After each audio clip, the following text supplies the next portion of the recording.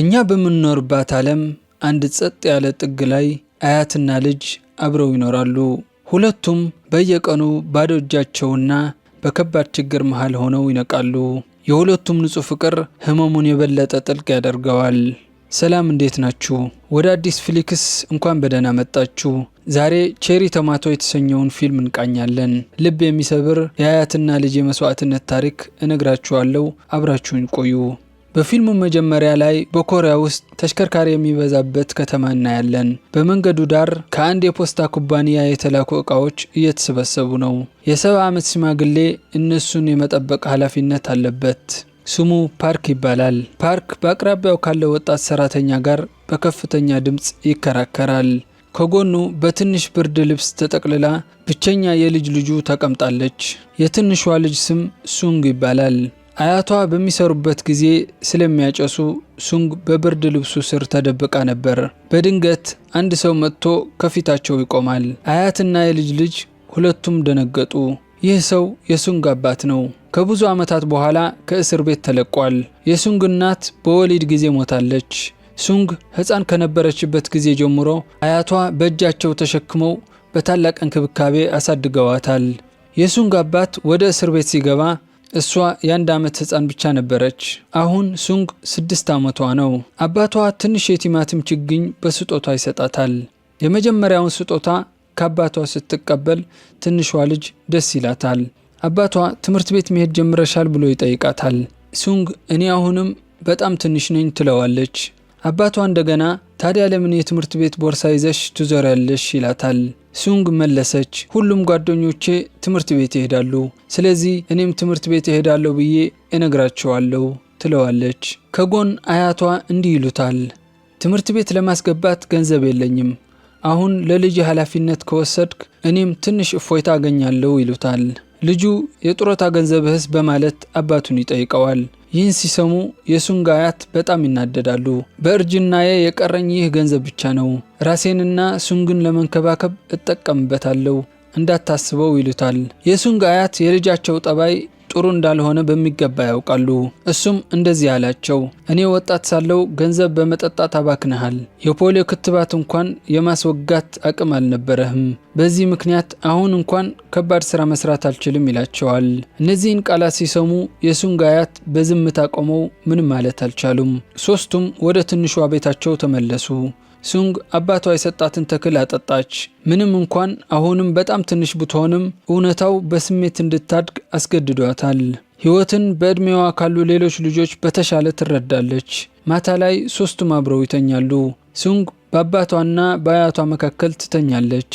እንደገና ጥሏት እንዳይሄድ የአባቷ እጅ አጥብቃ ይዛለች። በሌላ በኩል የሱንግ አያት እንቅልፍ ሊወስዳቸው አልቻለም።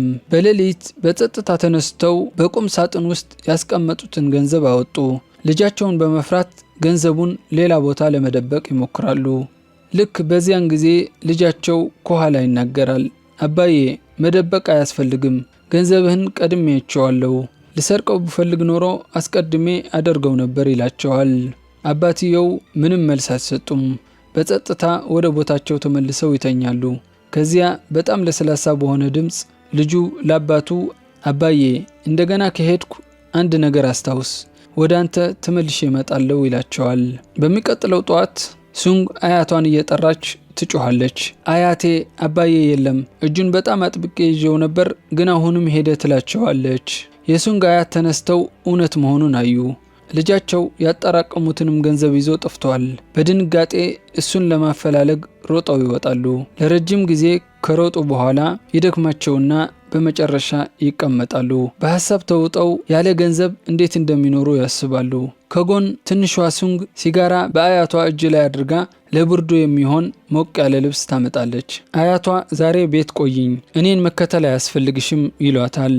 ሱንግ ከኋላቸው እየጮኸች አያቴ ምሳ በሰዓቱ መብላት እንዳትረሳ ትላቸዋለች። ከዚህ ቀደም አንድ ሰው የሱንግን አያት በቁጣ ተሳድቦ ነበር። ያ ሰው አለቃው ነው። ፓርክ ከነሱ የተወሰነ ገንዘብ ተበድሮ ነበር እና ዛሬ የሚከፍልበት የመጨረሻ ቀን ነበር።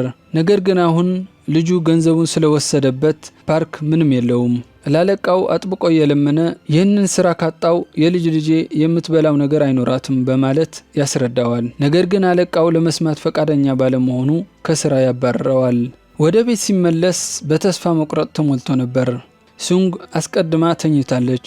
ነገር ግን ከመተኛቷ በፊት በጥንቃቄ ለአያቷ ምግብ አዘጋጅታ ነበር።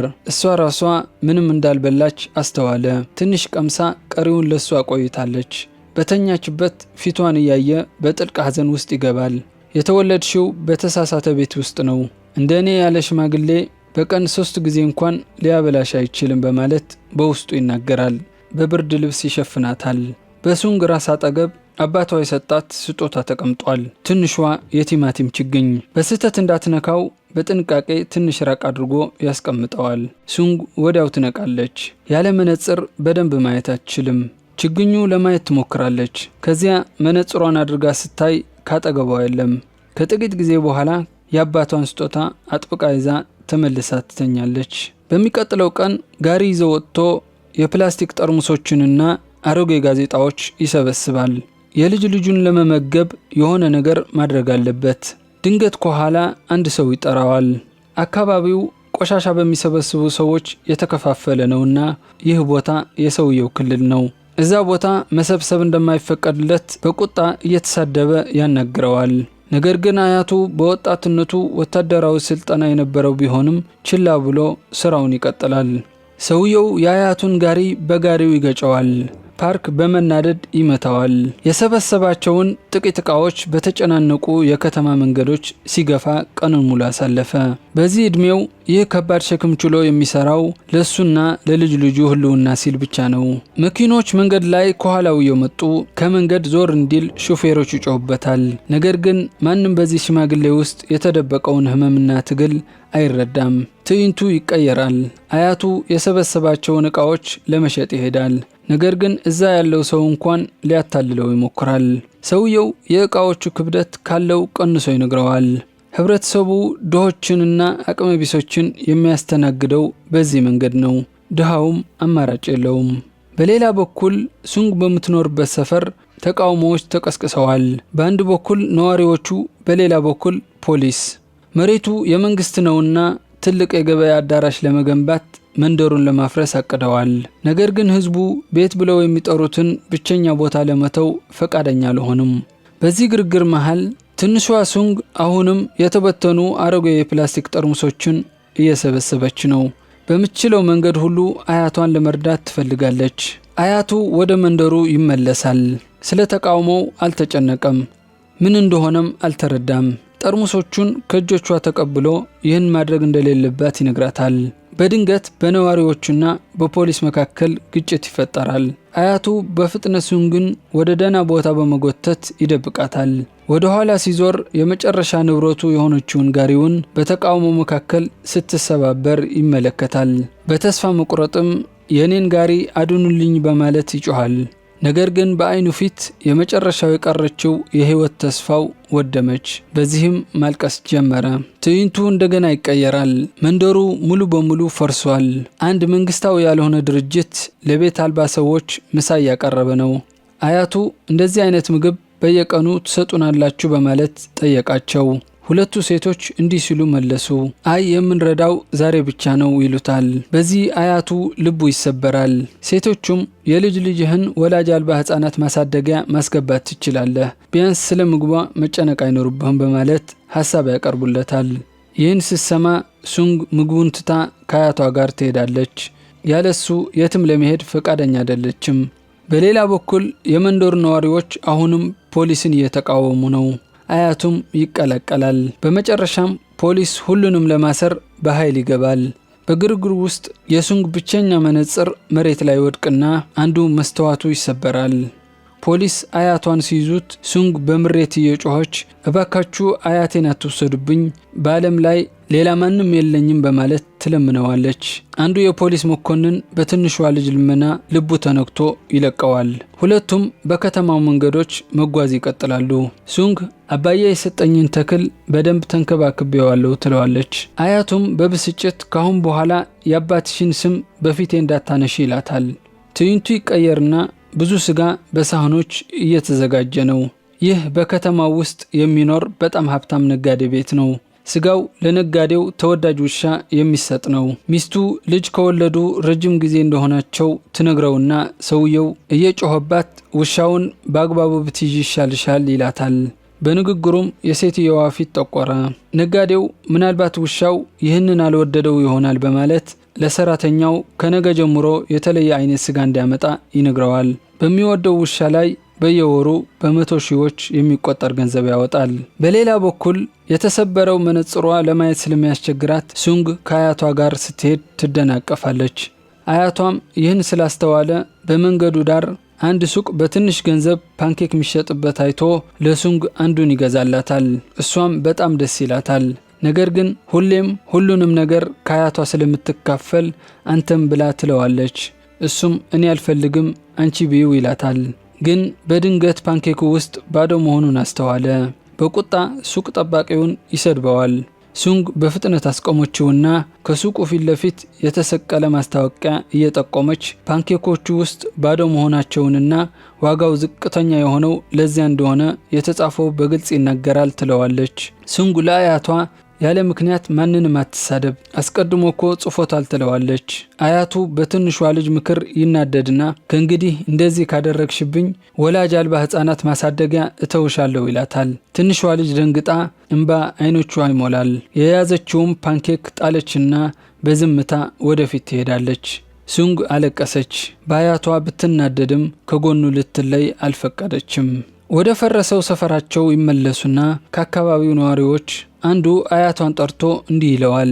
ልጅህ ደውሎ ነበር፣ በቅርቡ እንደሚመለስና ሁለታችሁንም ከዚህ እንደሚወስዳችሁ ተናግሯል። በዚህ መልእክት ሁለቱም በጣም ይደሰታሉ። የህይወታቸው አስቸጋሪ ቀናት ሊያበቁ እንደሆነም ተስፋ አደረጉ። በሌላ በኩል የሱንግ አባት ይታያል። ከጓደኛው ጋር ሆኖ የሆነ ነገር ለመስረቅ እየሞከረ ነው። የደረቀ አሳ የሚሰበሰብበት እርሻ ላይ ናቸው። ብዙ የደረቁ አሳዎችን ሲያዩ ተደሰቱና እንደ እብድ መሰብሰብ ጀመሩ። በፒካፕ መኪና ላይ ከጫኑ በኋላ የሱንግ አባት የመከራ ቀኖቼ አብቅተዋል፣ አሁን ለልጄ አዲስ ልብስ ገዛላታለሁ ይላል። ጓደኛውም ተደሰተ እና ወደ ከተማ ሲመለሱ በአሳው ምን እንደሚያደርጉ አቀዱ። በመንገድ ላይ የሱንግ አባት በድንገት የሆድ ህመም ተሰማውና መጸዳጃ ቤት መጠቀም ፈለገ። አንድ ሱፐርማርኬት ፊት ለፊት ከቆሙ በኋላ ውስጥ ተቀምጦ በውስጡ ይናገራል። ሱንግ ወደ አንቺ እየመጣሁ ነው፣ እንደገና ትምህርት ቤት አስገባሻለሁ፣ ከእንግዲህ በጓደኞችሽ ፊት ማስመሰል አይጠበቅብሽም ይላል። ይህ ሰው በህይወቱ መጥፎ ሰው ሊሆን ይችላል፣ ነገር ግን መጥፎ አባት አይደለም። ከመጸዳጃ ቤት ሲወጣ ጓደኛው እንደጠፋ አወቀ። ተታሏል። የሱንግ አባት በእንባ ፈራረሰ። ከደቂቃዎች በፊት የነበረው ህልም ሁሉ በኖ ጠፋ። ልጁን አብሮት ማቆየት አይችልም። ያጣውን ሁሉ እያሰበ ምርር ብሎ አለቀሰ። በተመሳሳይ ጊዜ ሱንግን እናያለን። አያቷን እየጠራች ትጮኻለች። ስታገኘው ያለ ማቋረጥ እያለቀሰች አያቴ ቤታችንን እያፈረሱት ነው አለችው። አያቷ እጇን ይዞ አብረው ሮጡ። የገበያ አዳራሹ ባለቤት የቀጠራቸው ወረበሎች የመጨረሻውን የቤታቸው ምልክት ለማጥፋት እየሞከሩ ነው። ሁሉንም ነገር እየሰባበሩ ነው።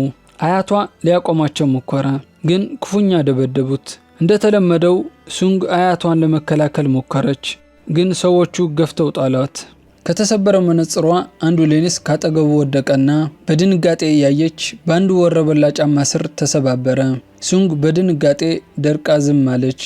ቀስ ብላ ትነሳና ትንሽ ወደፊት ከሄደች በኋላ በሹክሹክታ አባዬ በጣም ናፍቀኛል፣ የት ነህ ትላለች። የቀሩት የመንደሩ ቤቶች አንድ በአንድ ተደመሰሱ። ማታ ላይ ሰዎች ከሜዳው በስተቀር መጠለያ የላቸውም። ትንሽ ራቅ ብሎ ሱንግ ከፍርስራሹ ውስጥ የሆነ ነገር ትሰበስባለች።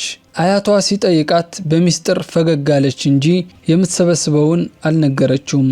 ሱንግ ከትላንት ጀምሮ ምንም አልበላችም። በጣም ተርባለች። አያቷ ወደ ምግብ ቤት ወሰዳት። ሱንግ ዝርዝሩን በጥንቃቄ ተመለከተችና በጣም ርካሹን ምግብ ትመርጣለች። አያቷም አዘዘላት። ሱንግ አያቴ አንተ አትበላም በማለት ትጠይቀዋለች። እሱም ጠግብ ያለው አንቺ ብይ ይላታል። ምግቡ ይመጣና ሱንግ በጣም ደስ ይላታል። በጸጥታ መብላት ትጀምራለች። ነገር ግን አዛውንቱ አያት ምንም አልበሉም። ምንም እንኳን በጣም ቢራቡም በጎን ጠረጴዛ ላይ ያሉ ሁለት ሰዎች ምግባቸውን ጨርሰው ይሄዳሉ። አያቱ የተረፈ ምግብ ጠረጴዛቸው ላይ እንዳለ አየ። ሄዶ ትራፊውን ወደ ቦታው መጣና መብላት ጀመረ። ምንም እንኳን በጣም ቢሰማትም ሱንግ ምንም አላለችውም።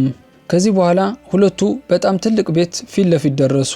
ቤቱ መንደራቸውን አፍርሶ የገበያ አዳራሽ የሰራው ኩባንያ ባለቤት ነው። ሁለቱ ባለቤቱን ለመጋፈጥ ወደ ቤቱ ይቀርባሉ። ከግቢው አንድ ሰው ከውሻ ጋር ይወጣል። ቀደም ብለን ያየነው የሀብታሙ ነጋዴ ውሻ ነው። ዋናውን በር ክፍት ሲያዩ ያለምንም ማመንታት ወደ ውስጥ ገቡ። የቤቱ ግዝፈትና ስፋት አስደነቃቸው። በድንገት ዋናው በር በራሱ ተቆለፈ። አያቱ ለመክፈት ሞከረ፣ ግን አልቻለም። ውጭ በጣም ይበርዳል። እዚያ እንደተቀመጡ አያቱ ወደ ዋናው ቤት ውስጥ ለመግባት ወሰነ። ነገር ግን ሱንግ አመነታችና ልታስቆመው ሞከረች። በመጨረሻም ብርዱን ለማምለጥ ገብተው ለስላሳ ሶፋዎች ላይ ተቀመጡ። ከጥቂት ጊዜ በኋላ አያቱ ቤቱን ለመቃኘት ወሰነ። በኩሽና ውስጥ ሙዝ ተመለከተና ሁለቱን በፍጥነት ኪሱ ውስጥ ከተተ። ከዚያ ፍሪጁን ከፈተና ደነገጠ። በአንድ ቦታ ይህን ያህል ምግብ አይቶ አያውቅም። በተቻለ መጠን ማውጣት ጀመረ። በደስታ ሱንግን ጠራት። እየሮጠች መጣችና አብረው ሀብት ያገኙ ያህል ተሰማቸው። አያቱ ሱንግን በፍቅር እያበላት የፈለጉትን ያህል እየበሉ እያለ የቤቱ ጠባቂ ተመልሶ ይመጣል። ሁለቱም በስቶር ክፍል ውስጥ ይደበቃሉ። ነጋዴውና ሚስቱ ወደ ሌላ ከተማ ጉዞ ሄደዋል። እንደተለመደው ውድ ስጋ የያዘ ሳጥን ለውሻው መጣ። ጠባቂው ጠረጴዛው ላይ ያስቀመጠው። ልክ በዚያን ጊዜ ከነጋዴው ሚስት ስልክ ተደወለለት። የነጋዴው ሚስት ውሻው እንዲጠፋ ትፈልጋለችና ቀስ በቀስ የሚከናወን ሚስጥራዊ እቅድ አላት። ነገር ግን የውሻው የማስተት ችሎታ ጠንካራ ነውና ስጋውን ለመብላት ፈቃደኛ አልሆነም። በዚያ ምሽት አያቱ እንደገና የቤቱን ዋናው በር ለመክፈት ሞከረ፣ ግን በተደጋጋሚ አልተሳካለትም። በብስጭት በሩን በቁጣ መታው። በድንገት ሱንግ ከኋላ ስትመጣ እናያለን። ዋናው በር ላይ ደረሰችና በቅጽበት ያለምንም ጥረት ከፈተችው። አያቱ ደነገጠ። እሱ ለረጅም ጊዜ የታገለለትን ስራ ይህች ትንሽ ልጅ በሰከንዶች ውስጥ ሰራችው። ደጋግሞ እንዴት አደረግሽው በማለት ጠየቃት። ሱንግ ምንም አላለችም። ቀደም ብሎ ጠዋት ላይ ጠባቂው በሩን እንዴት እንደከፈተ በመስኮት በኩል በድብቅ አይታ ነበር። በሚቀጥለው ጠዋት ሱንግ ሁሉንም ነገር ማስተካከል ጀመረች። ከአያቷ ጋር ቤቱን ለመልቀቅ ስላቀዱ የአያቷን ዕቃዎች በጥንቃቄ ቋጠረች። ከመሄዳቸው በፊት በኋላ ከራባት እንድትበላው ከፍሪጅ ውስጥ የምትወደውን ምግብ ወሰደች። ምግቡን ይዛ ወደ መመገቢያ ጠረጴዛው ስትመጣ አያቷ ጠየቃት። ለምን እንሄዳለን? እዚህ ደህና ነን እኮ። ከተያዘን ቢበዛ ያስወጡናል እንጂ ሌላ ምን ያደርጉናል? ይህም ከመራብ ይሻላል ይላትና ትንሽ ለመቆየት ይወስናሉ። ይህ በእንዲህ ያለ ጠባቂው ከውሻው ጋር ይመለሳል።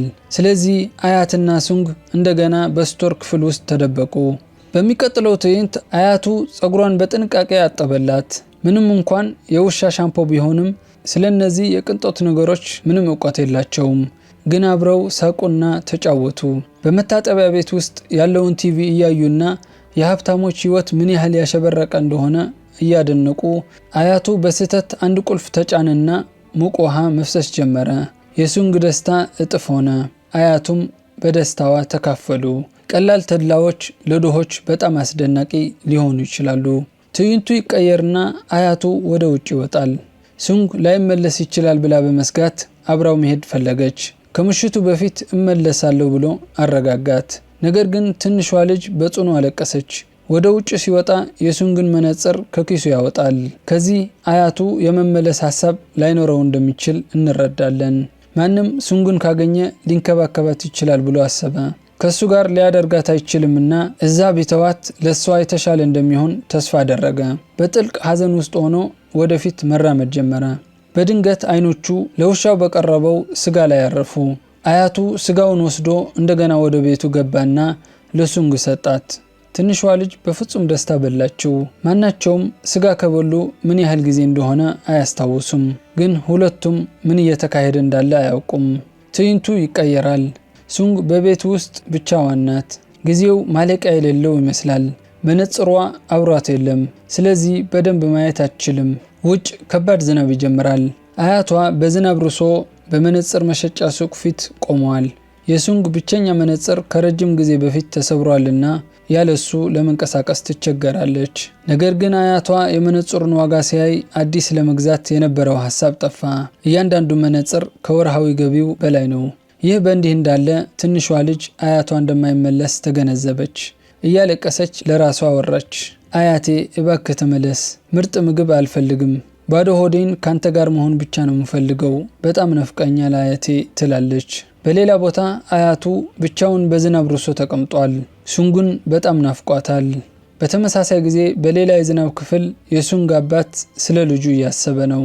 በዚህ አስፈሪ ምሽት ሶስቱም በአንድ ጣራ ስር ውስጥ መሆን ነበረባቸው። ነገር ግን ድሆች ስለሆኑ ለመለያየት ተገደዱ። ሱንግ አያቷ ይመለሳል ብላ በማመን በበሩ ላይ በብርድ ትጠብቃለች። በትንሽ ድምፅ ወደ በሩ ትሮጣለች፣ ግን ማንም የለም። በኋላ ማታ ጠባቂውና ጓደኛው ሰክረው ይመለሳሉ። ሱንግ አይታቸው በፍጥነት ተደበቀች። ትዕይንቱ ወደ ንጋት ይቀየራል። አያቱ ከሱንግ መራቅ አልቻለም። ተመልሶ ቢመጣም ዋናው በር ተቆልፏል። በለስላሳ ድምፅ የልጅ ልጁን ይጠራል፣ ግን መልስ የለም። ልክ በየቀኑ እንደሚያደርገው መልእክተኛው ለውሻው ስጋ መጣ፣ ግን ጠባቂውና ጓደኛው አሁንም ተኝተዋል። ከጥቂት ጊዜ በኋላ ጠባቂው በሩን ከፈተ፣ ስጋውን ወደ ውስጥ አስገባ። ልክ እንደታዘዘው አዘጋጅቶ በውሻው ፊት አስቀመጠው። ከዚያ ጠባቂውና ጓደኛው ለጠዋት የእግር ጉዞ ወጡ። አያቱ ወደ በሩ ተመልሶ ሱንግን ጠራ። በሩ ተከፈተ።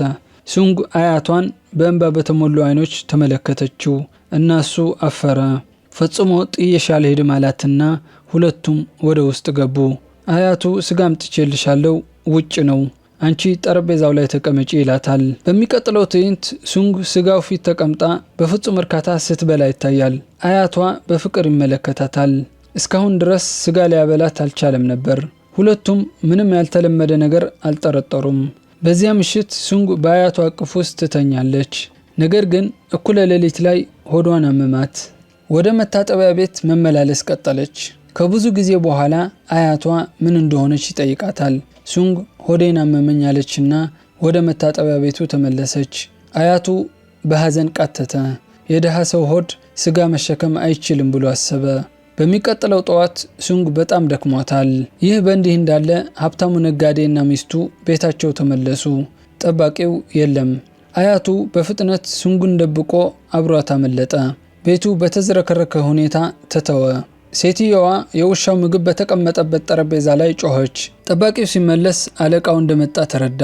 ልክ እንደገባ ነጋዴው ጠርሙስ ወረወረበት፣ ደበደበውና ከቤት አባረረው። በሌላ በኩል ሁለቱ ቤት አልባ ነፍሳት በከተማው መንገዶች ይሄዳሉ። የሱንግ አካል ደክሟል፣ እይታዋም ተጋርዷል። ነገር ግን አያቷ እንዲያውቅባት አልፈለገችም።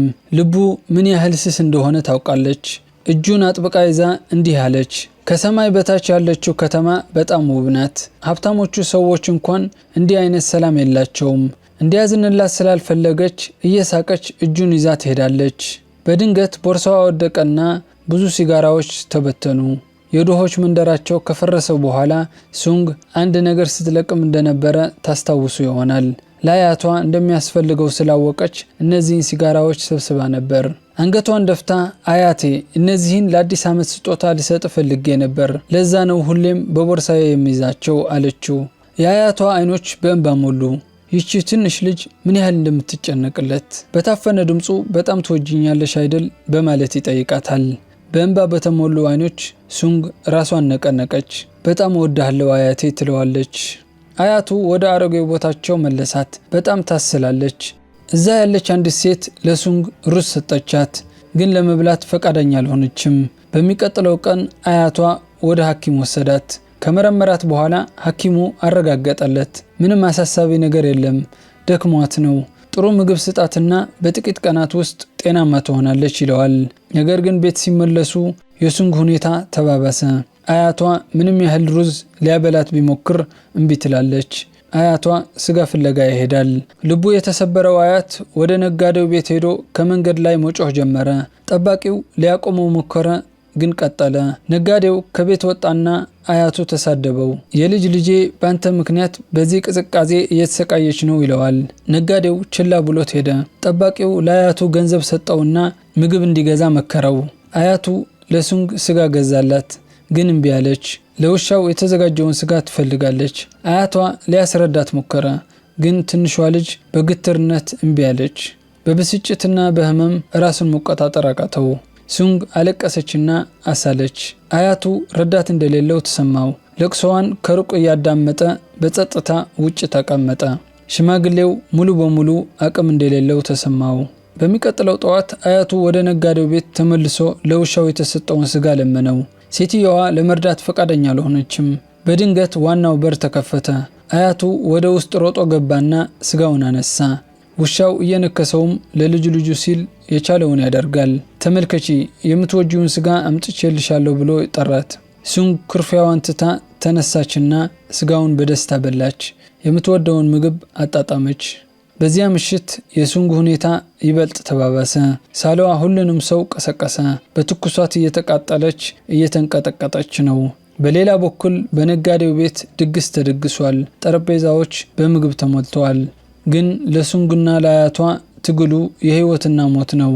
አያቷ በትከሻው ተሸክሞ ወደ ሆስፒታል እየሮጠ ለእርዳታ ይጮሃል። ነርሷ ዶክተር ለማግኘት ብቻ ገንዘብ ትጠይቀዋለች። አያቱ በተስፋ መቁረጥ ጮኸ። በሚቀጥለው ትዕይንት ዶክተር ሱንጉን መረመረና ለአያቷ ምንም አሳሳቢ ነገር እንደሌለ ነገረው። ወደ ቤት ውሰዳትና የተስተካከለ ምግብ ስጣት ትለዋለች። አያቱም የምችለውን ሁሉ እየመገብኳት ነው።